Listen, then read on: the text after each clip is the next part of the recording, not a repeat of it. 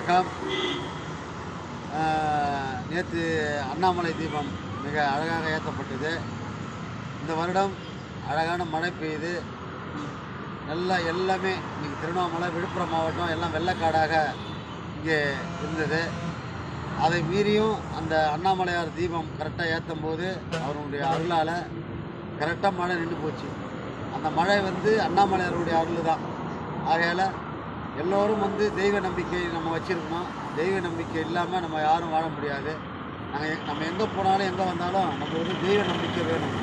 ஆக மொத்தத்தில் அனைவரும் அண்ணாமலையாரை சிறப்பாக வருடம் வருடம் கார்த்திகை தீபம் இந்த 3 நாள் விளக்கேற்றி வீட்டில் வழிபட்டு அண்ணாமலையை மிக அழகாக நீங்கள் எல்லாம் அண்ணாமலையை வணங்க வேண்டும் என்று நான் விழுப்புரம் புகழ் ES இளையராகம் இசைக்குழு சார்பாக உங்களை கேட்டுக்கொள்கின்றேன்.